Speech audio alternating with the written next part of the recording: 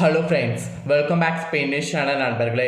எனக்கு இந்த வீடியோவில் மிக மிக முக்கியமான எச்சரிக்கையான ஒரு ஆன்மீக தாள்களை தான் இப்போ இந்த வீடியோவில் அதிரடியாக பார்க்க போகிறோம். ஆன்மீக தாள்களை அதிரடியாக பார்க்கறதுக்கு முன்னாடி எதை பற்றிய ஆன்மீக தாள்கள், என்ன மாதிரியான ஆன்மீக தாள்கள் அப்படிங்கிறத ஷேர் பண்ணுறேன். அதை முதல்ல தெரிஞ்சுக்குங்க. நாளை நாள் சாதாரணமாக வரக்கூடிய நாள் கிடையாது. இந்த பிரபஞ்சத்தில் ஒன் ஆஃப் த ஒரு முக்கியமான நாள் என்று சொல்லலாம்.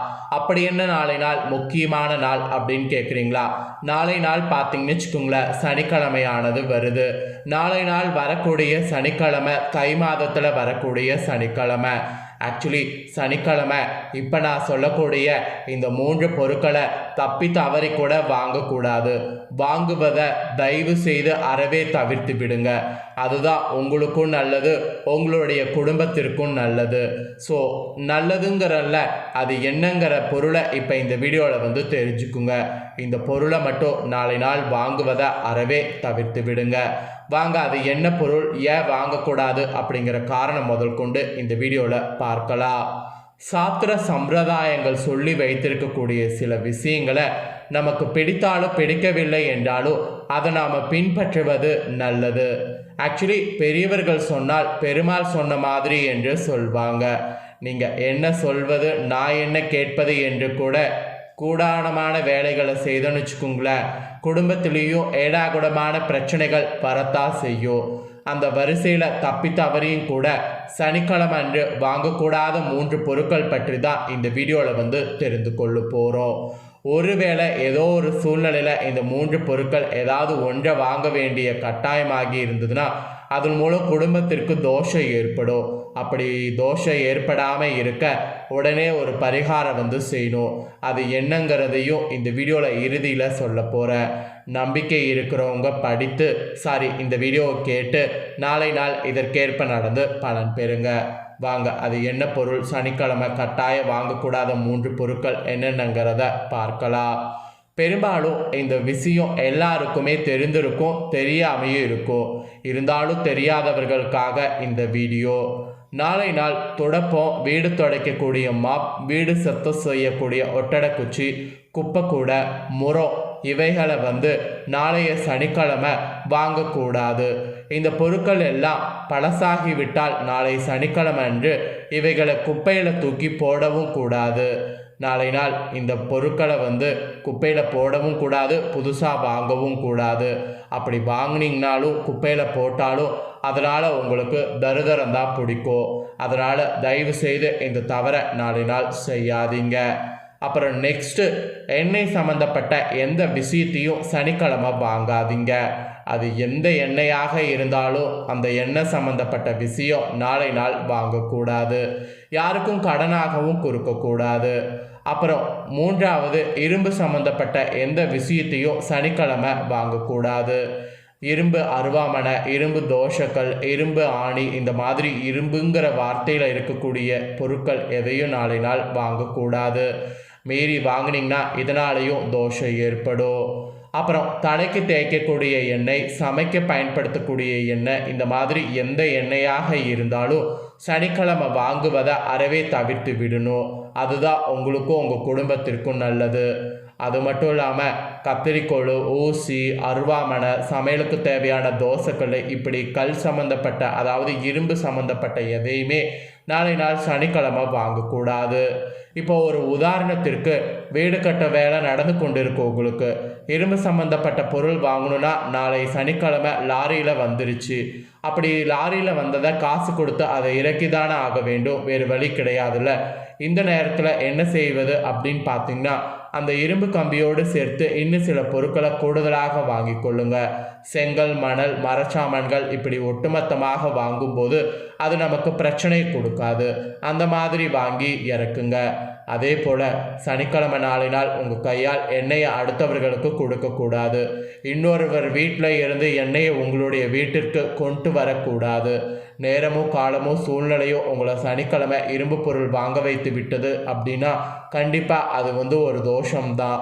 ஸோ துடைப்பம், முறம், எண்ணெய் போன்ற பொருட்களை வாங்க வைத்திருச்சு அப்படின்னா கண்டிப்பாக நீங்கள் அதை வீட்டுக்கு கொண்டு வருவதற்கு முன்பு இந்த ஒரு பரிகாரம் செய்துட்டு கொண்டு வாங்க.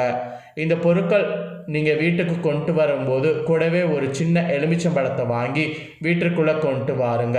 இப்படி நீங்கள் பண்ணிங்கன்னா எந்த தோஷமாக இருந்தாலும் அது இதை வாங்கிட்டு வரதுனால நிவர்த்தி ஆகிவிடும்.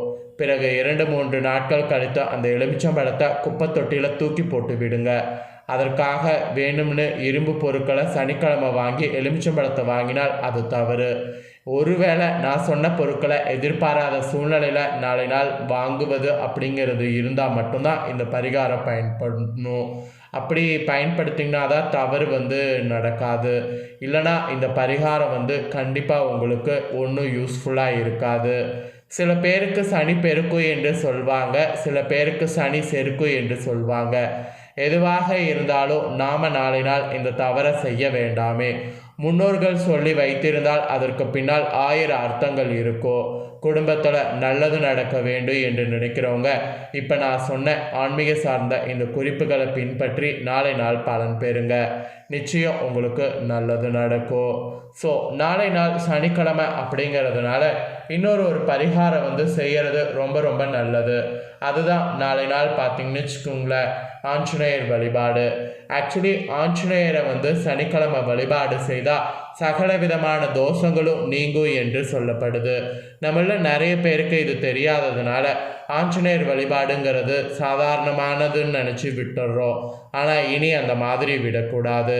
சனி போன்ற கிரகங்களிடையே ஏற்படக்கூடிய தோஷங்கள்லேருந்து தப்பிப்பதற்கு ஆஞ்சநேயரை வழிபாடு செய்கிறது நல்லது. ஆக்சுவலி ஆஞ்சநேயரை நாளை நாள் நான் சொல்லக்கூடிய நேரத்தில் இந்த மாதிரி வழிபாடு செய்திங்கன்னா சனியால் ஏற்படக்கூடிய எப்பேற்பட்ட தோஷங்களாக இருந்தாலும் நீங்கும். ஸோ தோஷங்கள் நீங்கள் சனிக்கிழமையில் செய்ய வேண்டிய அந்த பரிகாரம் ஆஞ்சநேயருக்கு என்னங்கிறத சொல்கிறேன், தெளிவாக நோட் பண்ணிக்கோங்க. நாளை நாள் 11 என்ற எண்ணிக்கையில் வெத்தலையை வாங்குங்க. வெள்ளை வெத்தலை, கருப்பு வெத்தலை எதுவாக இருந்தாலும் வெத்தலையை வாங்குங்க. வெத்தலையை வாங்கி அந்த வெத்தலையை சுருட்டி மாலை மாதிரி கட்டுங்க. கட்டின அந்த மாலையை கரெக்டாக ஆஞ்சநேயர் சன்னிதானத்துக்கு எடுத்துகிட்டு போங்க. மாலையில் 6-7, காலையில் 6-7 இந்த 2 நேரத்தில் ஏதாவது ஒரு நேரத்தில் ஆஞ்சநேயர் கோவிலுக்கு போங்க. ஆஞ்சநேயர் கோவிலுக்கு போய் அந்த ரெடி பண்ண வெத்தலை மாலையை ஆஞ்சநேயருக்கு சமர்ப்பணம் பண்ணுங்க.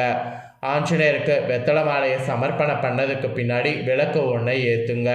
அது நெய் விளக்கு, நல்லெண்ணெய் விளக்கு எதுவாக இருந்தாலும் விளக்கு ஒன்று ஏற்றுங்க. அந்த விளக்கை ஏற்றி கோவிலில் ஸ்ரீராம ஜெயம் அப்படிங்கிறத 11 முறை சொல்லுங்க. சொன்னதுக்கு பின்னாடி ஆஞ்சநேயரை 3 முறை வலம் வாருங்க. வலம் வந்ததுக்கு பின்னாடி நீங்கள் வீட்டுக்கு போங்க.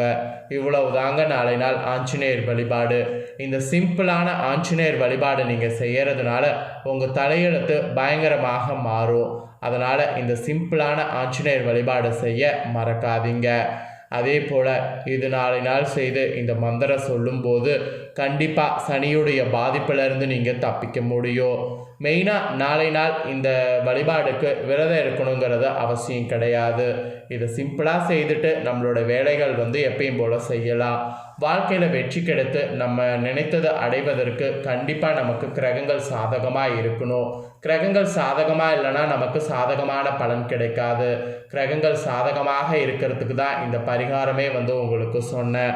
அதே போல் இன்னொரு இம்பார்ட்டண்டான ஃபஸ்ட்டே சொன்னல, சனிக்கிழமை 3 பொருட்கள் வாங்கக்கூடாதுன்னு, அதை ஞாபகம் வச்சுக்கோங்க.